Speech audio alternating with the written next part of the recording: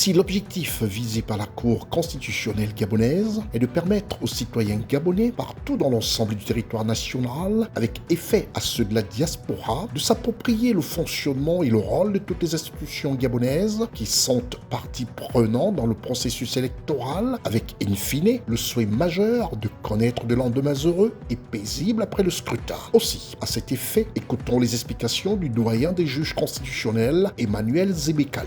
Pourquoi sommes-nous ici aujourd'hui? Depuis l'accession de notre pays au régime à démocratie pluraliste, donc à la conférence nationale de 1990, ça fait aujourd'hui 33 ans, nous avons constaté que les échéances électorales se terminaient toujours par des émeutes dans notre pays. La Cour constitutionnelle n'est pas acteur, n'organise pas les élections, mais elle a deux rôles, entre autres, qui font qu'elle nous est commis aujourd'hui ici. C'est d'abord le rôle de veiller à la régularité des élections. C'est aussi le rôle de veiller au fonctionnement régulier des institutions. Il faut reconnaître que cette mission de grande importance, initiée par la haute juridiction gabonaise, que dirige le docteur Marie-Madeleine Boranto, a une résonance toute particulière à Port-Gentil. Et pour cause, le passé est de tristes souvenirs et de pénibles évocations pour le fait électoral. Le rappel peu glorieux fait ici par le gouverneur vaut son pesant de sagesse et de responsabilité. Vous avez donné des précisions sur chacune de ces étapes. Et nous nous en réjouissons parce que Port-Gentil a malheureusement mauvaise presse lors des manifestations post-électorales et nous osons présumer que ces brillantes présentations vont servir aux uns et aux autres pour que demain, ils ne s'appuient pas sur des arguments spécieux, des arguments fallacieux pour semer des troubles à notre public. Nous y sommes tous gagnants. Je vous remercie. Il faut se féliciter de ce que les précieuses recommandations faites par les juges constitutionnels aient été appréciées et comprises par les populations au cours des échanges. Je tiens d'abord à féliciter la présidente de la Cour constitutionnelle pour cette initiative. Au moins les acteurs politiques, nous avons été édifiés. À quelques enclabures des élections générales de cette année 2023, le moins que l'on puisse dire, c'est que la Cour constitutionnelle gabonaise a balisé le chemin pour une issue apaisée et sereine au sortir du scrutin.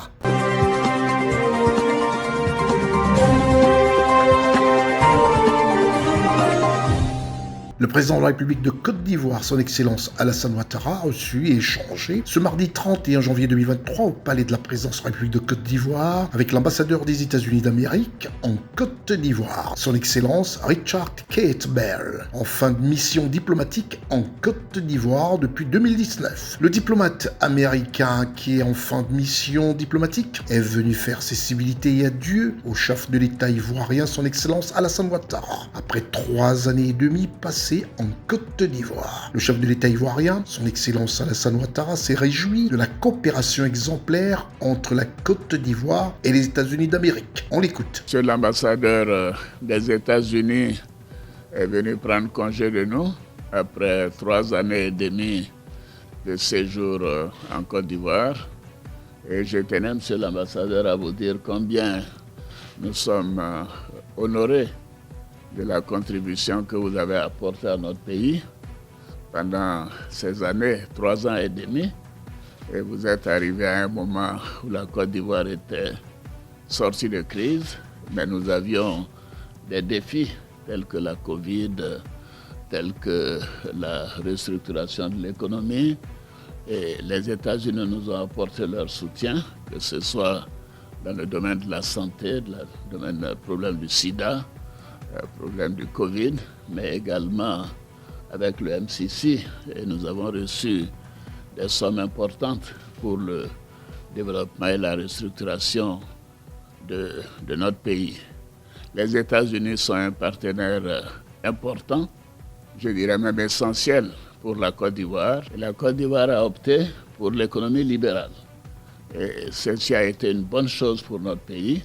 Parce qu'on voit aujourd'hui que ce soit en taux de croissance, que ce soit au niveau des investissements dans le social, que ce soit l'ouverture de l'économie, la transformation de l'économie, que nous sommes parmi les premiers pays du continent africain et je dirais même dans le monde. Donc nous avons bien choisi nos partenaires et les États-Unis sont un partenaire de premier plan et je voudrais vous demander de remercier les autorités américaines et notamment le président Biden pour le soutien qu'il nous apporte et aussi dire que les Ivoiriens demeurent des amis du peuple américain.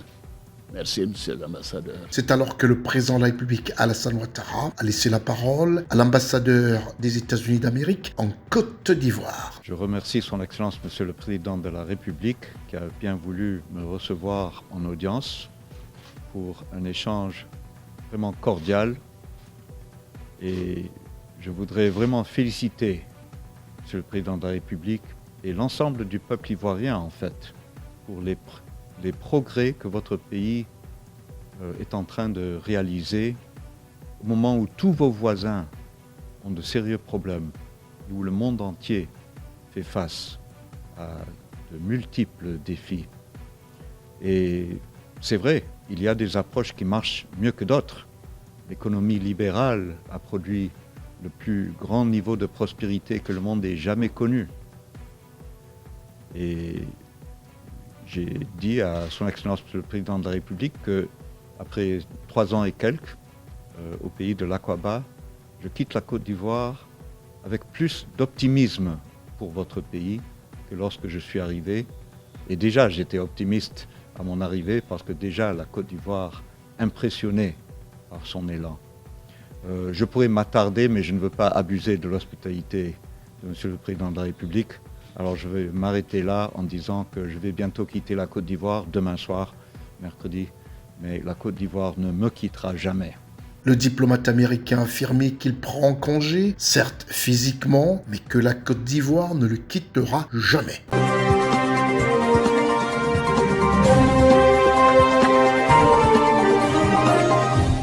Les représentants des parlements des pays membres de l'Organisation de la coopération islamique UPCI se sont réunis à Alger. Ils ont insisté sur l'impératif d'unifier les rangs et les positions face à l'occupation sioniste et à ses pratiques arbitraires contre le peuple palestinien pour l'établissement de l'État palestinien souverain avec Al-Quds pour capitale. Une occasion offerte au président de l'Assemblée nationale de Côte d'Ivoire, le très honorable Adama Bitogo, de travailler au renforcement de la coopération parlement. Il a eu une séance de travail avec la délégation des parlements turcs présente à Alger pour la 17e conférence de l'UPCI. Les deux présidents d'institutions ont échangé sur le renforcement des relations bilatérales entre la Turquie et la Côte d'Ivoire. Aujourd'hui, nous avons pris en main nos relations bilatérales et également nous avons discuté au sujet de la 18e conférence qui va se tenir au Côte d'Ivoire et nous avons échangé à ce sujet. Nous avons convenu d'une part pour l'organisation de l'UPCI, compte tenu de ce que la Troïka est composée de la Turquie, l'Algérie et de la Côte d'Ivoire,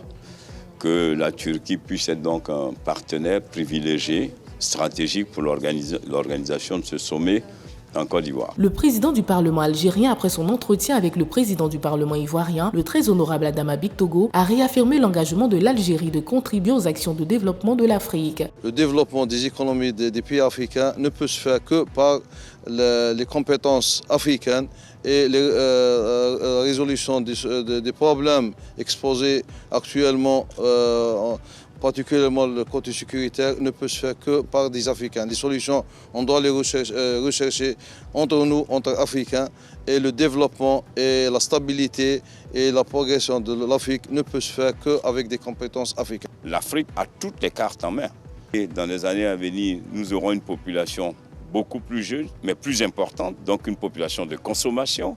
Donc c'est plus que jamais le moment pour l'Afrique de produire et que sur cette base-là, il faut absolument que l'Afrique prenne en main sa destinée. Cette destinée passe par la solidarité des pays africains. Et c'est de cela que nous avons parlé. Le président de l'Assemblée nationale de Côte d'Ivoire s'est aussi entretenu avec son homologue sénégalais. Les deux hôtes ont annoncé des actions communes en vue de renforcer la coopération bilatérale entre les deux parlements. Nous avons échangé sur des questions de coopération bilatérale entre nos deux parlements, des questions d'actualité de l'heure sécuritaire, mais aussi et surtout le devenir de notre organisation, l'UPCI, la position des pays africains et surtout sous-régionales au sein de l'UEMOA. Et donc nous avons échangé sur toutes ces questions. Ça a été l'occasion pour nous de pouvoir donc conjuguer nos efforts et d'organiser une mutualisation de nos projections pour que nous puissions tirer profit de cet organisme, parce que comme vous le savez, l'UPCI est la branche parlementaire de l'OCI.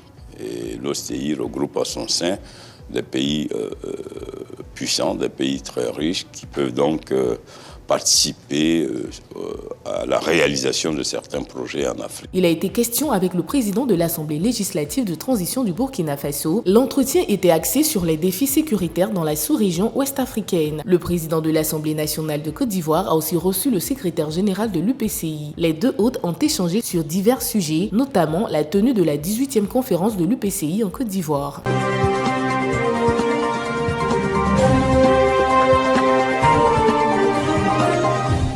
Sur invitation du président de transition au Tchad, le général Mahamat Idriss Déby Itno, le vice-président du Conseil souverain de transition du Soudan, général Mahamat Hamdan Dagalo, est en visite d'amitié de travail à N'Djamena. Une visite qui revêt toute son importance quand on sait les forts liens d'amitié et de coopération qui lient les deux pays amis et les deux peuples. Il faut noter que cette rencontre intervient au lendemain de la visite du président du Conseil souverain de transition du Soudan à N'Djamena, général Abdel Fattah al-Burhan Abdul Rahman. Le chef de l'État et le président du Conseil souverain de transition du Soudan ont eu un long tête-à-tête qui leur a permis de faire le point sur la coopération bilatérale avec en toile de fond la question de la redynamisation de la force mixte Tchad-Soudan, la sécurité transfrontalière et l'utilisation optimale du port Soudan par le Tchad. Les échanges entre les deux personnalités ont duré 2 heures avant qu'elles ne soient élargies aux deux délégations. Comme à son arrivée, le chef de l'État, le général Mahamat Idriss Déby Itno, a raccompagné son hôte au perron. Le vice-président du Conseil souverain de transition du Soudan, le général Mahamat Hamdan Dagalo, a ensuite regagné Khartoum.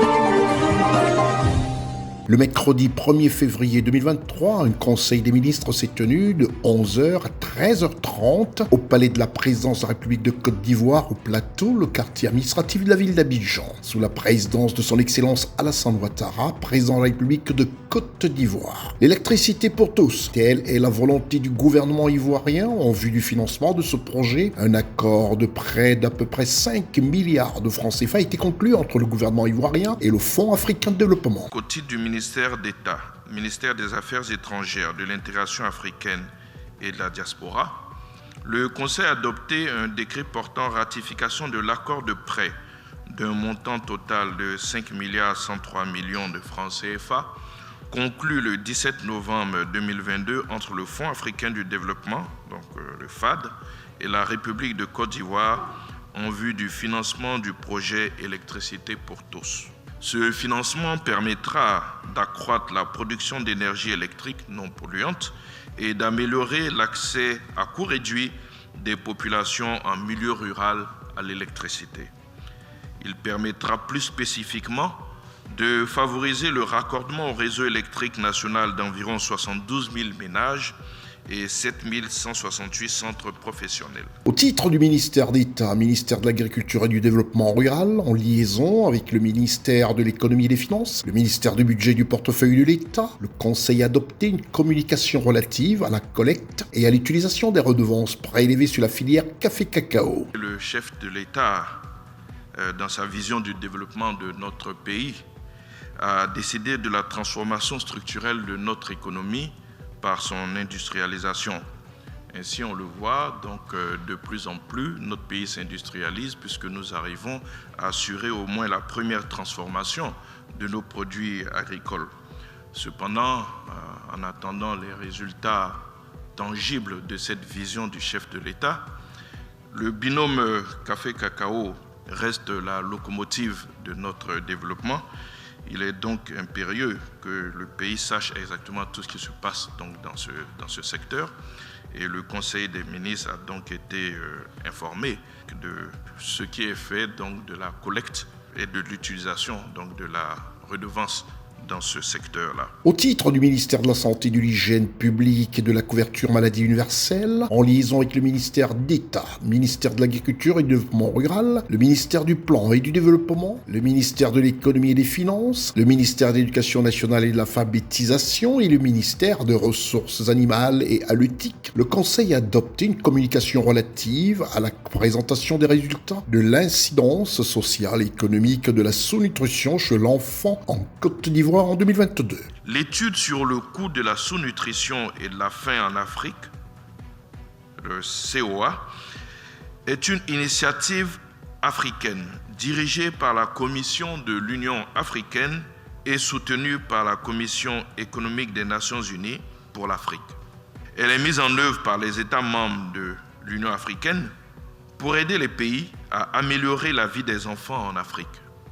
Cette étude a été conduite dans notre pays sur la période 2021 à 2022 sous la supervision du Comité technique du Conseil national pour la nutrition, l'alimentation et le développement de la petite enfance, le CONAPE, et en association avec la coordination du cabinet du vice-président de la République. L'étude a évalué précisément l'incidence sociale et économique de la sous-nutrition chez l'enfant en Côte d'Ivoire en 2022, à savoir les pertes économiques subies par l'État de Côte d'Ivoire dans les domaines de la santé, de l'éducation, de l'emploi, pouvant directement être attribuées au fait qu'un individu a souffert de sous-nutrition avant l'âge de 5 ans. En réponse aux conclusions de cette étude, le Conseil a arrêté diverses mesures comprenant notamment le renforcement de la souveraineté alimentaire avec la mise en place de systèmes alimentaires nutritifs et résilients, le renforcement du cadre législatif de la nutrition et de la protection de la petite enfance avec un focus sur la pratique de l'allaitement et un financement continu pour investir dans la nutrition des enfants et même au-delà afin de répondre à toutes les formes de malnutrition. Le Conseil des ministres a également parlé de l'organisation de la cérémonie de remise du prix Félix Houphouët-Boigny, prévue pour la première fois de son histoire en terre ivoirienne, c'est-à-dire à Yamoussoukro, le 8 février 2023. Pour ce qui est de l'organisation du prix Félix Houphouët-Boigny, cette cérémonie aura lieu le 8 février dans notre capitale politique à Yamoussoukro. Outre les présences que je vous ai annoncées ici, à savoir la récipiendaire, le parrain du prix qui sera représenté par le président Macky Sall, le président du jury, il faut noter que d'autres personnalités, dont des chefs d'État, ont confirmé leur présence. Il s'agit du président de la Guinée-Bissau, du président du Ghana, du président du Libéria, mais également de l'ancienne première dame donc de Côte d'Ivoire, Mme Thérèse Houphouët-Boigny, le président Henri Konan Bédié, protecteur du prix, je vous l'avais déjà annoncé, sera présent, et également donc le président Gbagbo, l'ancien président Gbagbo, est annoncé donc à cette cérémonie. Le prochain Conseil des ministres se tiendra le mercredi 15 février 2023 au palais présidentiel de la République de Côte d'Ivoire 6 dans le Triangle d'Or du quartier administratif Abidjan-Plateau.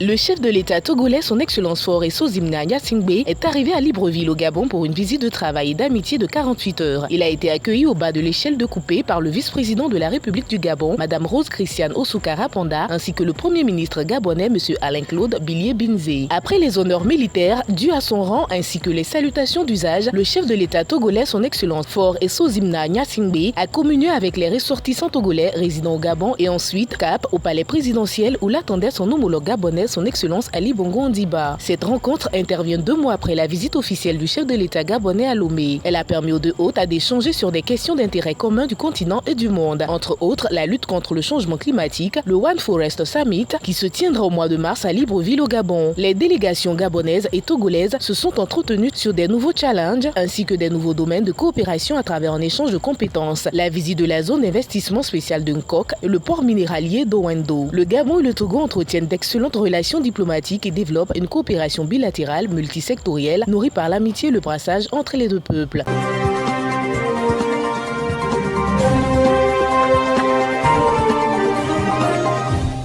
Le Premier ministre, chef du gouvernement gabonais, M. Alain-Claude Billy Binzé, a présidé ce 30 janvier 2023 à la primature une cérémonie de signature de partenariat entre l'État gabonais d'une part, représenté par le ministre de la Promotion des Investissements, des Partenariats Publics-Privés, chargé de l'amélioration de l'environnement des affaires, M. Hugues Mbadinga Madia, et le groupe Arise, filiale de GSEZ au Gabon, d'autre part, représenté par le directeur pays de Arise, Igor Simar. Cet accord permettra la création et l'opérationnalisation de la nouvelle zone d'investissement spéciale ZIS Mpassa Le Bombi à Franceville dans la province du Haut-Ogooué. La nouvelle zone, c'est déjà des nouveaux investisseurs. Qui dit nouveaux investisseurs dit impôts, dit emploi, parce que ce sont des personnes, tout n'est pas mécanisé, il y a toujours du personnel.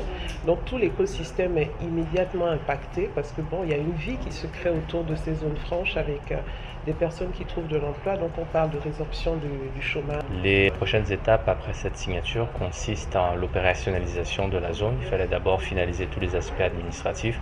Maintenant, nous mettons en œuvre la phase opérationnelle. Nous avons déjà une usine qui est en activité. D'ici le mois de juin 2023, 2 autres usines vont s'ouvrir pour un total d'emplois de plus d'1 millier. Selon le ministre de la Promotion des Investissements, les partenariats publics-privés sont chargés de l'amélioration de l'environnement des affaires et de favoriser la création d'emplois. L'objectif, conformément aux instructions de M. le Premier ministre du gouvernement, c'est de favoriser la création d'emplois, l'industrialisation du Gabon et le développement de chaînes de valeur à l'intérieur du pays. Le Gabon a lancé sa première zone économique spéciale il y a 10 ans. Elle a suscité l'admiration au-delà des frontières. La nouvelle zone d'investissement spécial a été créée par le gouvernement lors du Conseil des ministres du 14 avril 2022. Elle sera aménagée sur 3 sites, dont le village Mopia dans le département de l'Ampassa, ainsi que dans les communes de Moanda et de Mounana, situées dans le département de Lebombi-Leyou. La ZIS Mpassa Lebombi est la 3e zone économique spéciale créée au Gabon. Les 2 premières, Nkok et Ikolo, sont déjà opérationnelles.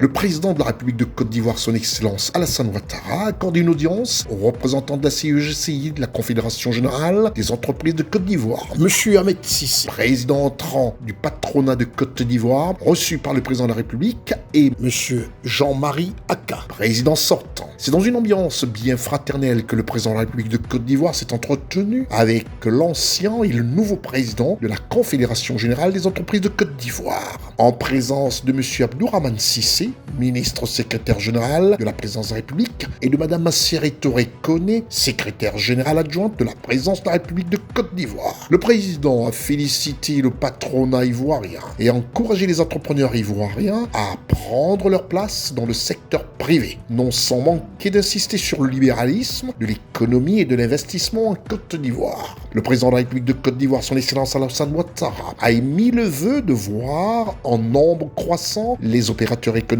et entrepreneurs ivoiriens dans le secteur privé. Il a mis un accent sur les critères macroéconomiques et souhaité des bilans positifs aux entreprises ivoiriennes ainsi que beaucoup de recettes d'impôts pour l'État de Côte d'Ivoire qui le mérite amplement. Je viens de recevoir les dirigeants du patronat de Côte d'Ivoire avec beaucoup de plaisir. Le président sortant, mon jeune frère Jean-Marie Aka, et le président élu, Ahmed Cissé, que mon jeune frère, je les connais tous les 2 très bien. Je sais qu'ils font un excellent travail et je leur ai dit, comme par le passé, que pour moi le secteur privé doit être le moteur de la croissance et le secteur privé par les Ivoiriens. J'ai beaucoup insisté sur le fait que la Côte d'Ivoire est un pays libéral un pays ouvert, mais que nous tenons à ce que les entrepreneurs ivoiriens aient une place de choix dans notre politique. Donc nous travaillerons à cela ensemble. Je les connais, je sais qu'ils sont très compétents, très engagés. Et ceci est nécessaire non seulement pour les investissements et les exportations, mais également pour la création d'emplois. La Côte d'Ivoire a des critères macroéconomiques particulièrement bons depuis quelques années. Ça, c'est grâce aussi à vous, messieurs, le secteur privé, qui fait un excellent travail, qui paie ses impôts, qui emploie des jeunes gens, et je compte beaucoup sur vous pour que cela puisse continuer. Et oui, monsieur le président de la République de Côte d'Ivoire, les Ivoiriens le constatent. L'argent travaille. Pour preuve, les nombreux chantiers de développement et de modernisation sur toute l'étendue du territoire national.